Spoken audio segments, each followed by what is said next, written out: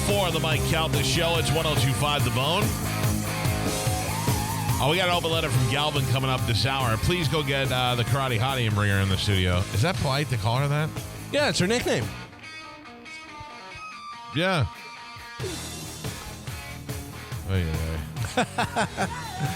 Confused. Michelle Waterson is her name, and she is fighting in Tampa on October 12th in what I believe is only the third UFC fight to take place here. I think Yeah, there's the one at at the Sun Dome, and then the Amalie, and then now this one's at Amalie as well. I tell you what I didn't like at the Amalie Arena about the last one. What's that? The other people that were there to watch it. Yeah. There's a lot of affliction shirts and a lot of dudes that think that they can fight. In the Sure. UFC. Well, that's everywhere. Right there, Punkin. How are you doing? I'm wonderful. It's very nice to see you and have you in the studio. I have so many questions for you. Oh, I have answers. Maybe. My number one. First of all, I have to tell you, this is a very small fact in your bio that the guys in this room are very excited about. Is that you were in MacGruber? Yes. What part? Calvin Where were you? loves that That's movie. my favorite comedy. It's hilarious. Yeah. There were some scenes where I got to sit back and watch, like where he had the celery in his butt, and, and it's so hard for everybody on set not to laugh. I'm sure. Like, can you imagine? Just No, I couldn't. All right, so then the other thing I found out is that you did our favorite thing is you failed on American Ninja Warrior on the first thing. Now, we always talk about that, like how hard you must train in order to be on this show, and then you don't want to be it's like losing the $100 question on Who Wants to Be a Millionaire. Yeah. What was it? I didn't realize how hard it really was. Yeah. And I figured, I'm an athlete and I've been doing martial arts all my life. This is something that I can just jump You have into. good balance and all that, yeah. Absolutely. But it's just a different monster. These people that go onto the show, they train all year round, and it's like their job, just like it's my job to fight. Right. Yeah. And they build the set like in their backyard. They'll build all the different things and go through it all the time.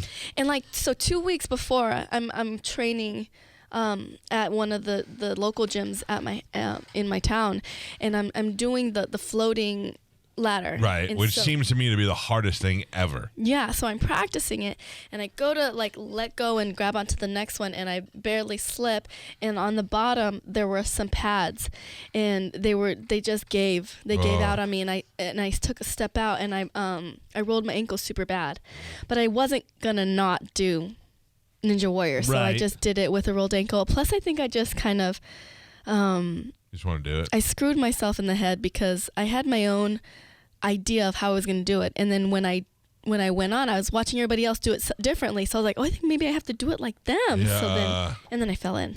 Well, it's one of the things that we laugh at, and we still couldn't do it anything that these athletes are doing, but we still want to laugh at it. Yeah, you know what I mean? yeah, it's okay to laugh. It's funny. My whole family was there, and you know how they pan over to the they pan over to the family to see like their reactions, Right. and my sister's just cracking up at me. Now, when you did modeling out of college? Yeah, so going into college, my dad kind of was like, go wherever you'd like, and I'll help you get through school. And so I decided to go to DU, and it was a private school. It was kind of expensive, and as soon as I accepted it, my dad got fired from his job. Oh, yeah. So I was going to school full time and working at Hooters full time so that I could pay my tuition. And throughout working at Hooters, I was doing the Hooters calendar. I was going off and competing in different bikini competitions and doing photo shoots for this and that, and just modeling here and there whenever I could. Yeah, and then at what point were you like, this life isn't enough, I want to get punched in the face? I mean, like, here's the thing. You look at some of the women fighters, and you're like, yeah, I could see why she wants to fight. She looks like she's always been kind of broody, And then you get the really pretty girls who are doing modeling, and you're like, this could ruin my modeling and my fighting career all in one match.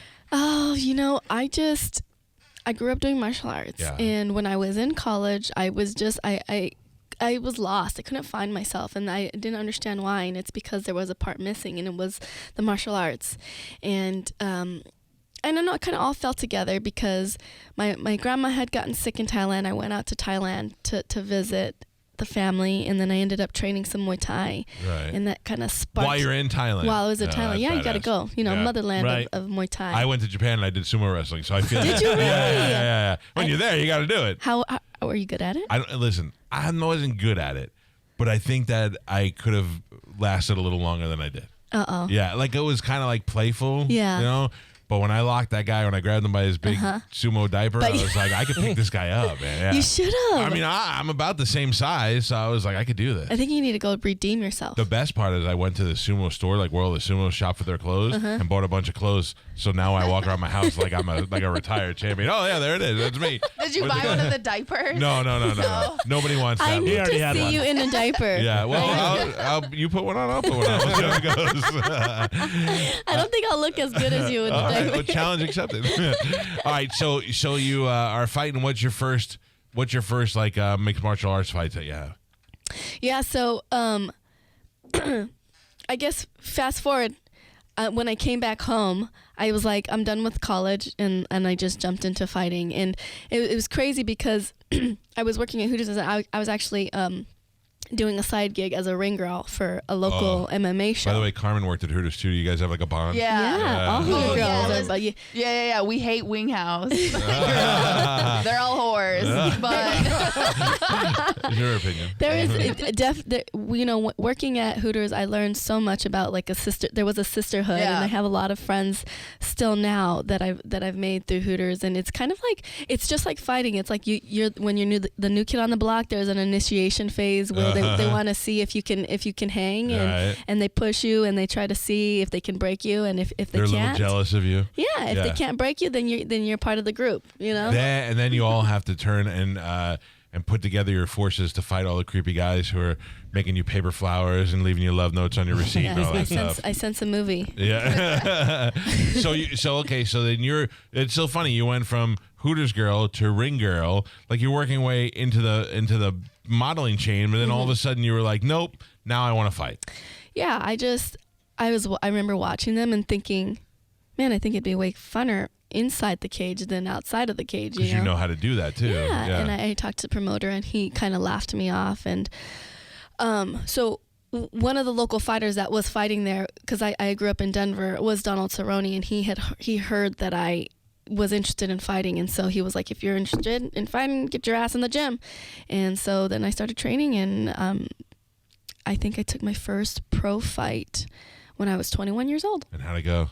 I won. You did? I did. How did you win? Did you knock her out? So I was actually supposed to be an amateur fight, but the girl that they had pit me up against had fallen through, and that happened a lot back then because it was even still very taboo to be a female fighter back then fighting. So in 2007 was my first fight. So they said, the only girl we have for you is this girl. She's already a pro, and she's 2-0. And I was like, okay. You weren't scared? No, I was excited. Yeah. I was like, all right, let's do this. It's a win-win for you because if you lose, you're like, well, she's a pro and she's 2-0. And then if you beat her, you're like, I beat her and she's a pro and she's 2-0. That's pretty good. I was going to win. Yeah. It was my pro debut, and I was just excited to get in there and punch somebody in the face. Was she ugly? She was ugly That's is intimidating. Yeah. That's a yes. Yeah. I mean, I know you don't want to be mean, but you don't want to, it's one thing if you're fighting two She beauties. was intimidating. Yeah, that's Is that a what I good wanna word? know. Yeah. She was intimidating. Grossly intimidating. Her face was intimidating. It was so funny too, because I was like, yeah, I'm this karate girl. I'm gonna hit her and move and hit her and move, and this girl was like swinging for the fences, and I could feel like the punches like flying by. She was trying to knock my head off. Oh yeah. So I probably thought she was gonna. She probably I'm sure she was looking at me like, who is this little Asian girl trying to get up in here and fight me? So I ended up taking her down like every single round and ground and pounding her. Wow. Yeah. That's I have to tell you, that's fun to watch. We had Dana White on a couple of times, and one of the times years ago we were talking to him about women headlining a UFC event, and he was like, well, I don't know if we're and then it was like a year later where that was happening. Women have come so far in the sport because the caliber of fighting is just as entertaining as watching guys. It's the only sport I think where women are competing on the level that the men are competing on. No one wants to watch Absolutely. the WNBA. I'm sorry. It's just not. I'm not saying it shouldn't exist, but it's not that attractive to men to watch. But if I'm buying a pay-per-view or going to a UFC fight night like here, Yeah. that's worth watching. And I love that the UFC allows for the girls to have that platform. If you can show up on fight night and perform, which we show that we can, Yeah. then they're going to give us the space to do so. And I love that. I absolutely love that. Are you worried at any point? I know you're confident in your own fighting, but that somebody is going to crack you in the face. I mean, I've broken my hand 4 times. I've popped my collarbone out. I've broken my nose 3 times. yeah, but nothing has made you ugly. I'm saying something that's gonna make you look like you're the takeaway of the hottie of the look karate at that! hottie. Look at that smize. Oh Lord, God, don't ruin that right there. That was so long ago. It looks like such a baby there. Listen, you look from an outsider's point of view, you look very similar to that. Do I? Yeah. Now your husband. Which one is your husband? That guy? Oh, hold on, let me turn your microphone. Now, how did you get her? Not that you're not. I lucked not that out, you- man. Not that you don't deserve her. You're a good-looking guy. You're a fighter. You're a veteran, correct? Yeah, actually. Okay, so what was the move? Where do you meet her? Hard to get. He left Absolutely me hard to hanging. get. That's what he Yeah. did. He did. He That's did. the move, right? Be mean to them. Exactly. Yeah. Be mean to him. Be mean. No, I don't mean like. By the way, good That luck was a being mean to her. secret. Yeah. Who would win in a fight? Should beat me up. My wife would beat me up too because she's a Jew from Jersey. That's why. All right. So where do you guys meet?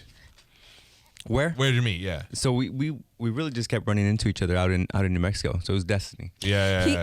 His friends would always try to like pump him up, and in Albuquerque everybody's a fighter, so I'm like working at Hooters and people are like his boys are like, yeah, he's a boxer and this, and I'm like, sure, like everybody's a fighter, Right, not impressed, not impressed. Yeah. Yeah. And Josh is like super like he's like really bashful and quiet, so he wasn't boasting himself, but they kept trying to get me to go out with them.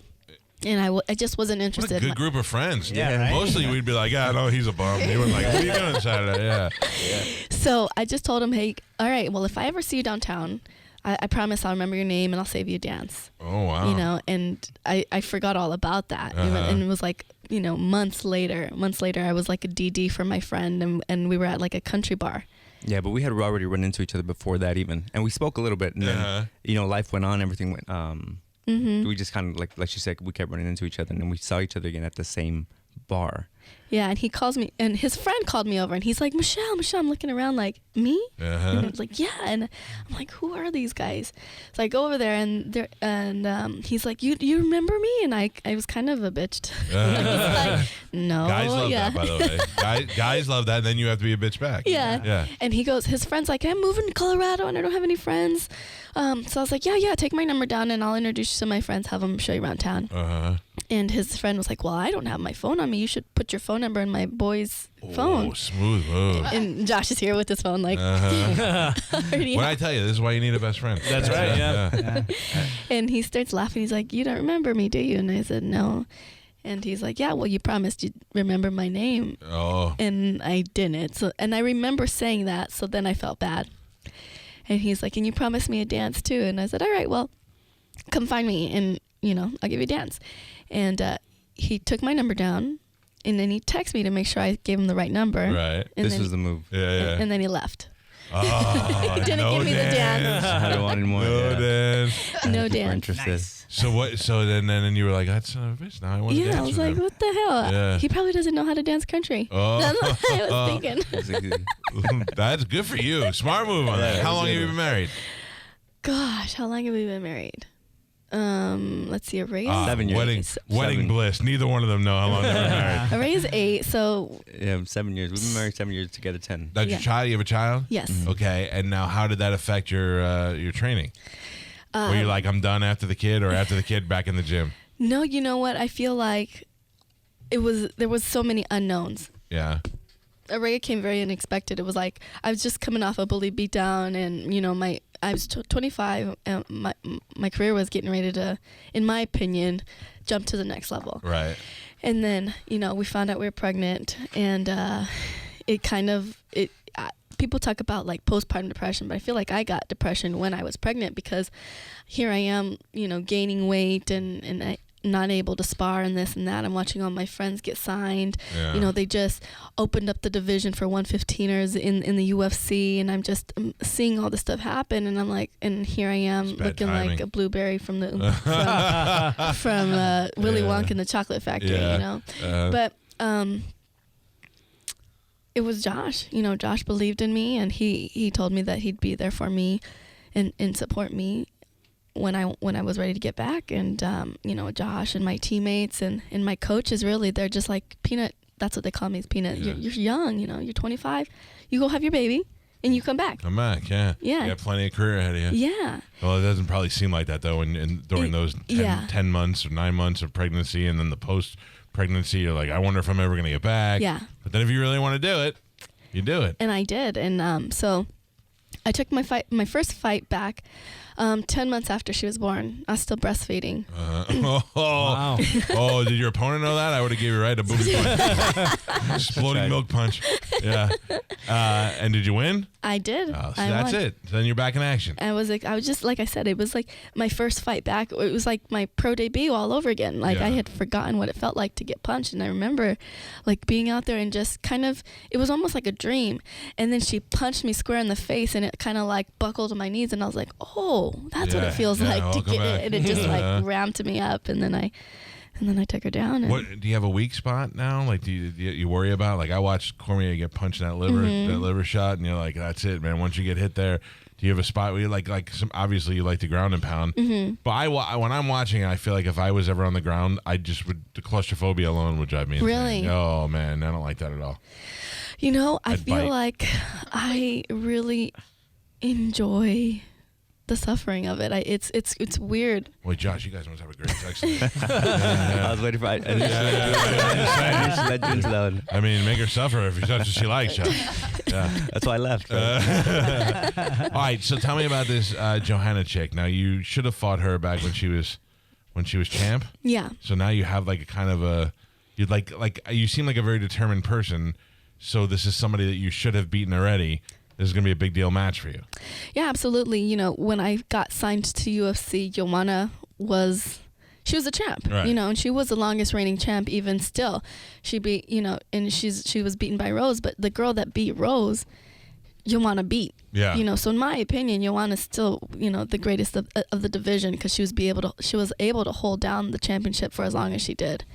And so when I signed to the UFC, you know, she was my target. And so it's weird that we're fighting now, because I always had a picture of me fighting her. And it was like, that was the end game, Right. you know? And so for me, this is a championship fight. It's main event. We're fighting 5 rounds. And this is the fight that's going to get me to the belt. Yeah, so you win this fight. Well, the winner of this fight, I'm assuming you're going to win, will be in contention now for the title match. Absolutely. Okay, and Should be. That I'm like, there's no, I mean, I was calling for the belt before even Joanna, but, you know, they've already set that matchup, and, Right. and this is honestly, to me, like I said, a championship fight in itself, you know. when you win, you have to do that move where you point to the other person, you start screaming at them. That's what they do, and to create the heat. And then all of a sudden they're like, "Well, now we gotta have them fight."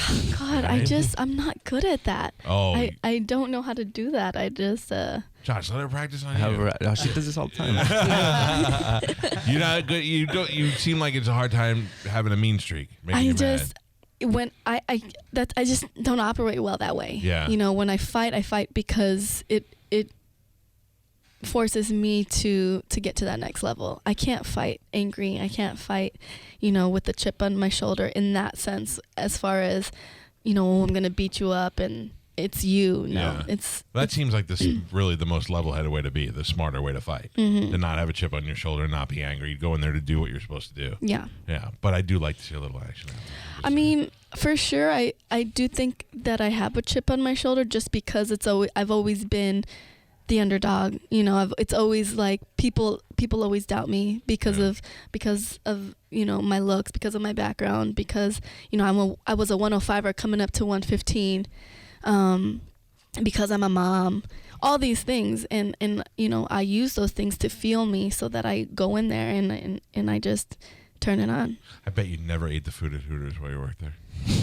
I did. Yeah, I did. And there was salads. good. I never No. Michelle's a foodie. Really? Yeah, she's a foodie. Yeah, I bet you had to struggle to go from 1 to 115 or whatever it was. 105 to 115. 115. Yeah, I mean, it was I a could bit do of that a by change. this afternoon. I could gain that. I was not complaining. No.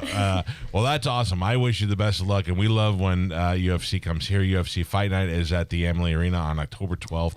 This is a fight, I guess, was supposed to take place in San Francisco and moved here to Tampa, which is the third fight that we were talking about that we can remember. Which there should be way more UFC fights here in Tampa because there's so many fighters here in Tampa, and there's so many feeder places like the Gracie. Yeah, Gracie Jiu-Jitsu, who had a bunch of different people on the Ultimate Fighter. Yeah. You know, so every time they're here, it packs out. That's great. Yeah, Yeah. And I'm excited. If there's a huge BJJ community out here, this is the fight to go to. Yeah. The last time we were here was very special because Carmen dated one of the fighters. Who was it? Uh-oh. Who was the last the one that the guy Rashad? Ferguson had to back out of it? It was Rashad. Yeah, Rashad I love Evans. Rashad. Yeah. Rashad Rashad's came in like a here. brother to me. And then her, he was a brother to Carmen in a different kind of way. Look at him just putting you on blast know. like that. Just under the bus. Same way I Under did the with bus. Rashad when he was here. I was like, you guys should go on a date, and they did, and it was terrible.